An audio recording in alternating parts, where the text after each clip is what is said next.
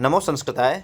Second grade 2025 Sanskrit विषय की तैयारी करने वाले सभी साथियों का इस वीडियो में स्वागत है।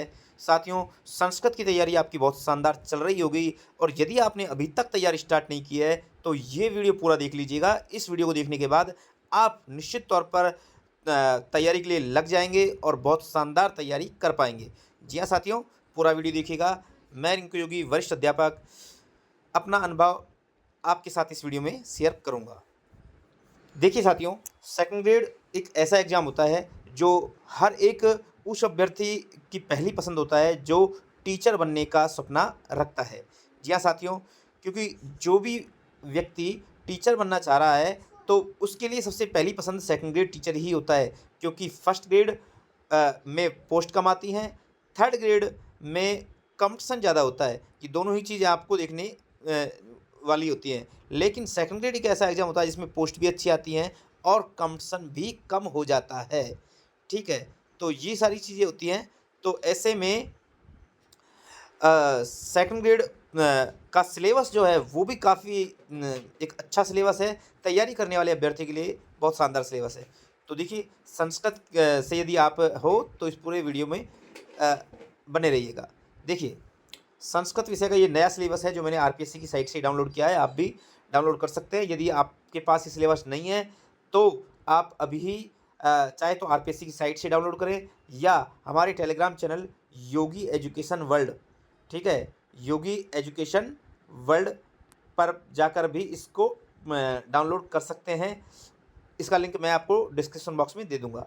साथियों, सेकंड ग्रेड 2025 संस्कृत विषय से आप यदि तैयारी कर रहे हैं तो आपके पास सबसे पहली चीज़ है सिलेबस। सिलेबस का होना बेहद ज़रूरी है, क्योंकि यदि आप पिछले सिलेबस को लेकर बैठे हुए हैं और उसके अकॉर्डिंग तैयारी कर रहे हैं तो आप बहुत बड़ी गलती कर रहे हैं, क्योंकि इस बार जो नया सिलेबस आया है उसमें पिछले सिलेबस से काफ़ी कुछ चेंजेज हो गए हैं, बहुत सारी चीज़ें बदल गई हैं। इसलिए नए सिलेबस के अनुसार ही आपको तैयारी करनी है। पहला पॉइंट आपको यही चीज़ ध्यान में रखनी है। अब सिलेबस की बात करें तो सिलेबस जो है वो भी आपके पास हार्ड कॉपी में होना चाहिए, यानी प्रिंट के रूप में आपके पास होना चाहिए वो, न कि मोबाइल में। सिर्फ मोबाइल में सिलेबस होना काफ़ी नहीं है, आपको इसको निकलवाना है, प्रिंट आपके पास होनी चाहिए। और सिलेबस जब आपके सामने आ जाए तब आपको देखिए अपनी जो तैयारी का स्टेप है वो उठाना है। जैसे मैंने तैयारी की थी वैसे ही आपको तैयारी करनी है, निश्चित तौर पर आपको सफलता मिलेगी। साथियों, संस्कृत जैसे सब्जेक्ट में कंपटीशन काफ़ी हाई होता है, क्योंकि एक सिलेबस जो है वो फिक्स है और फिक्स सारी चीज़ें हैं, फिक्स उदाहरण हैं। और वो ऐसे अभ्यर्थी जो कई सालों से तैयारी कर रहे हैं उनके सारे उदाहरण जो हैं वो रटे हुए हैं, ज़बान पे रखे हुए हैं।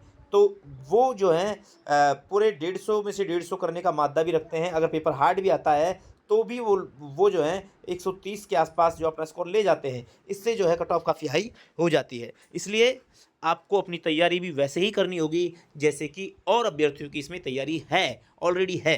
ठीक है, तो कैसे तैयारी होगी इसके लिए साथियों देखो आपको करना क्या है। सबसे पहले आपको सिलेबस को निकलवाना है, प्रिंट निकलवाना है। और प्रिंट निकलवाने के बाद आपको क्या करना है कि ये जो सिलेबस है इसमें एक एक टॉपिक जो हैं वो आपको लेके चलने हैं। स्टार्टिंग जैसे आपको पहला प्रकरण है लघु सिद्धांत कौमुदी के अनुसार संज्ञा प्रकरणतः सामान्य प्रश्न, यानी संज्ञा प्रकरण से सामान्य प्रश्न आएंगे। यहाँ पर दिया हुआ है लघु सिद्धांत कौमुदी के अनुसार, छोटी सी बुक होती है लघु सिद्धांत कौमुदी, आप बाजार से ले सकते हैं।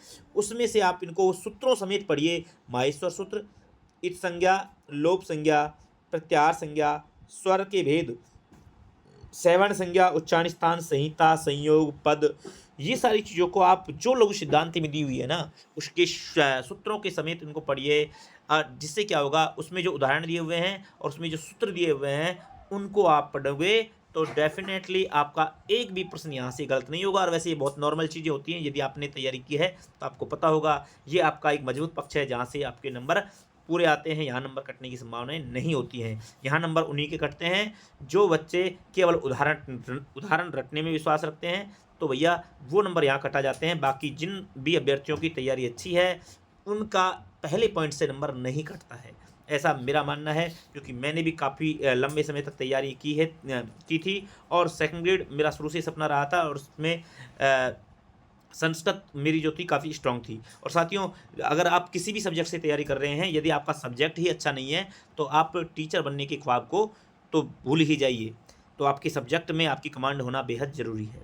खैर, तो पहले पॉइंट जो है, तो आपको इनको जो है लघु सिद्धांत कौमुदी की बहुत छोटी सी बुक आती है, आप उसको ले आइए और वहीं से आप इनको पढ़िए। आप आराम से उस बुक को जो है 1 से 2 दिन में निकाल सकते हो आराम से, ठीक है। 1 दिन में निकाल लोगे, अगर आप मान लो थोड़ा सा आपकी स्पीड कम है तो आप 2 दिन में उस बुक को निकाल लोगे और वहाँ से इन सारी चीज़ों को जो है कवर कर लोगे। 1 दिन का टॉपिक है ये, ठीक है।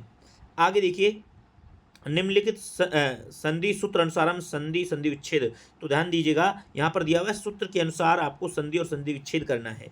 तो यहाँ पर दिया हुआ है अच संधि, हल संधि, विसर्ग संधि, तीनों संधियों के यहाँ पर सूत्र दिए हुए हैं। आपको जिस भी आप कोचिंग में से आप पढ़ रहे हो, जिस भी बुक्स में से, गाइड में से, या जिस भी नोट्सों में से आप पढ़ रहे हो, आपको इन सूत्रों को ध्यान रखना। सिलेबस में से आप चाहे तो ये सूत्रों को ऐसे एज इट इज रट सकते हो, याद कर सकते हो, और इनके कुछ फिक्स उदाहरण हैं। केवल आपको उदाहरण रटने नहीं है, सूत्र याद करने हैं और उनके फॉर्मूले याद करने हैं।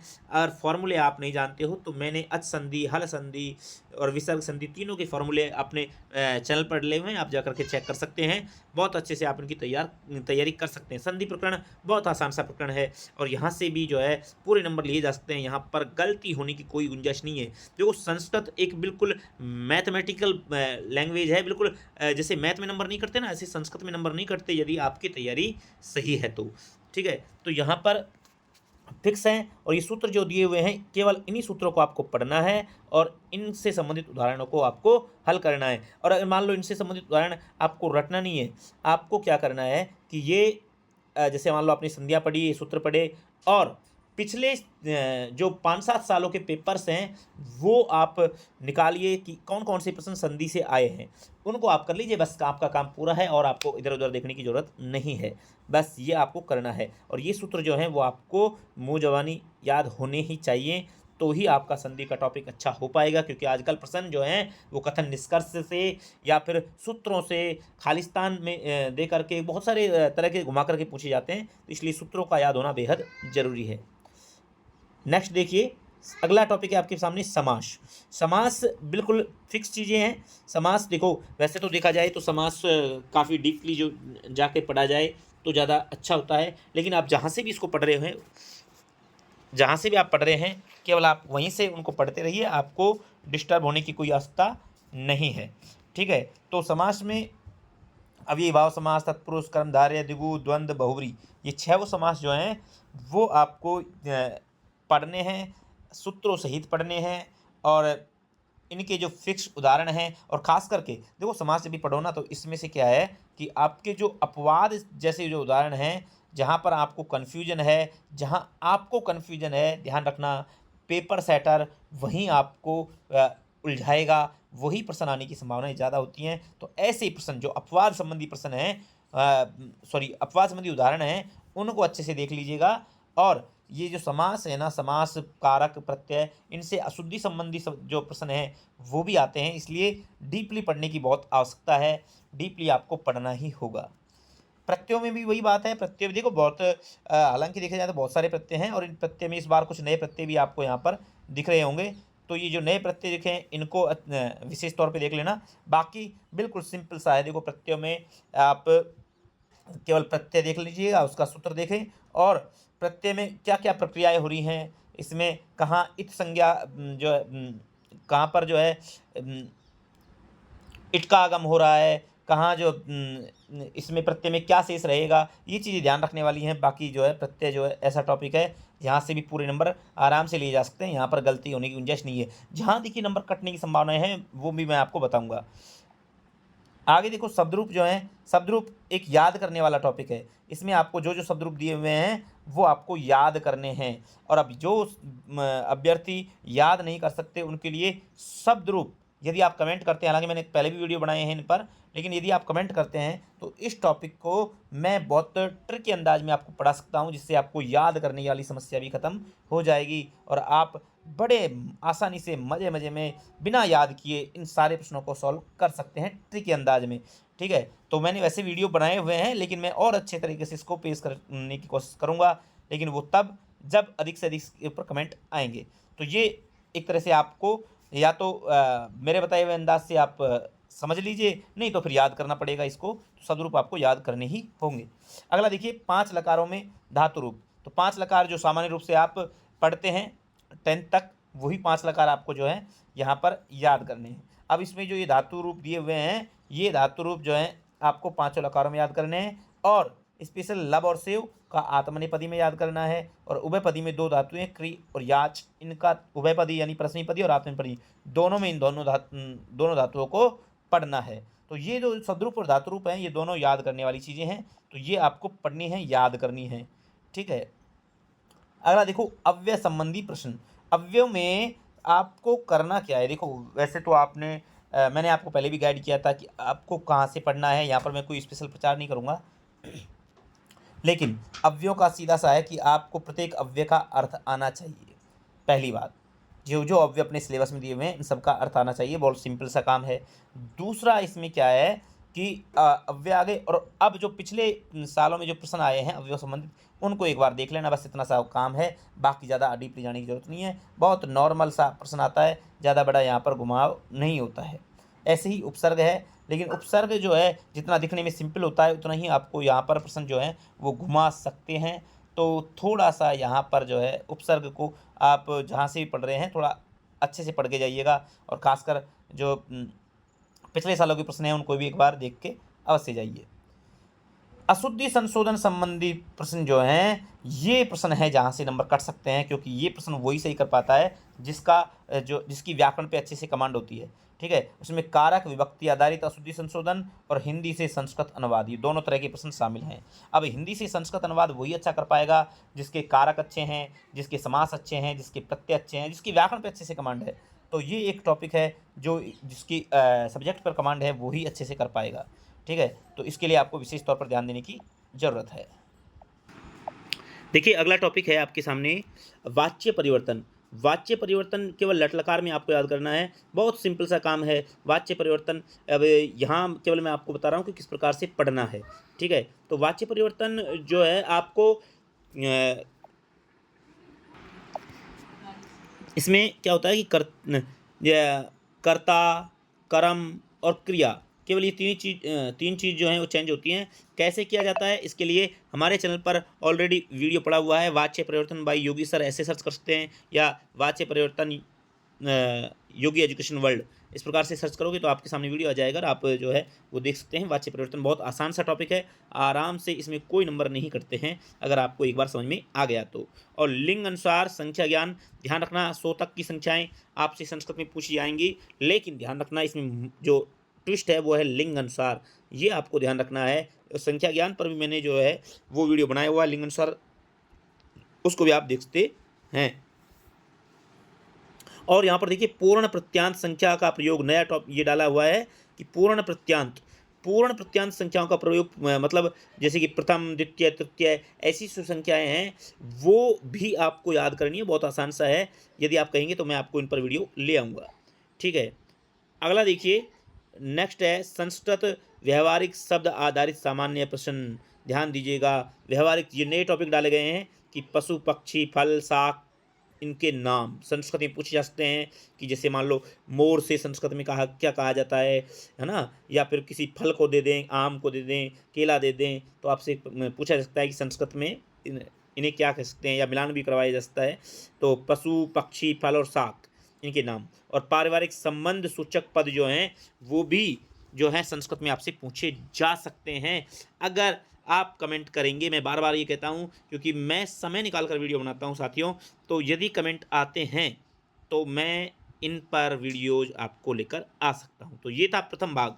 ठीक है, अब दूसरी चीज़ है कि दूसरे जो भाग है वो है स्नातक स्तर का, और स्नातक स्तर में जो दिए हुए हैं सबसे पहला पॉइंट है सामान्य परिचयात्मक जो प्रश्न है, इन सूत्रों को आपको ध्यान रखना है कि ये कारक सूत्र हैं सारे, और ये सूत्र तो आपको भैया मुँह ज़बानी याद होने चाहिए। संस्कृत के टीचर बनने जा रहे हो वही, तो आपको कम से कम ये तो याद करनी ही है कि प्रातिपदिकार्थ, लिंग, परिमाण, वचन, मात्रे, प्रथमा, सूत्र पढ़ा और आपके दिमाग में तुरंत क्लिक होना चाहिए कि इससे होता क्या है।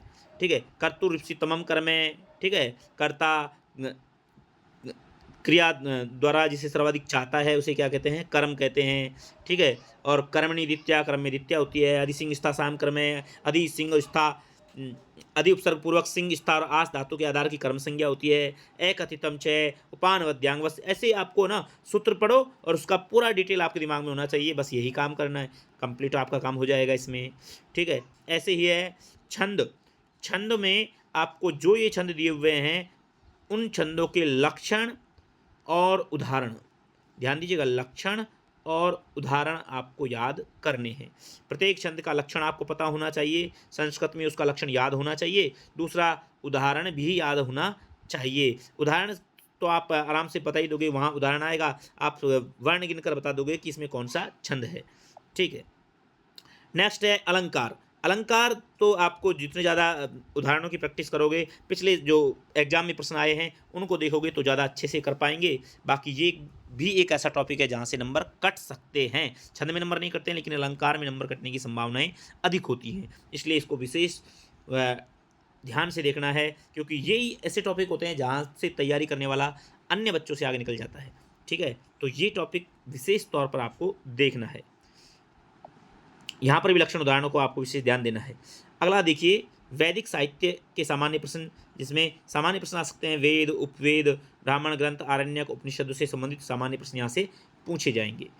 नेक्स्ट टॉपिक है आपके सामने निम्नलिखित सूक्तियों और ग्रंथों पर आधारित सामान्य प्रश्न, जैसे ऋग्वेद का अग्नि सूक्त 1.1, वर्ण सूक्त, इंद्र सूक्त, पुरुष सूक्त, प्रजापति सूक्त और संज्ञान सूक्त, कुछ नए सूक्त यहाँ पर जोड़े गए हैं।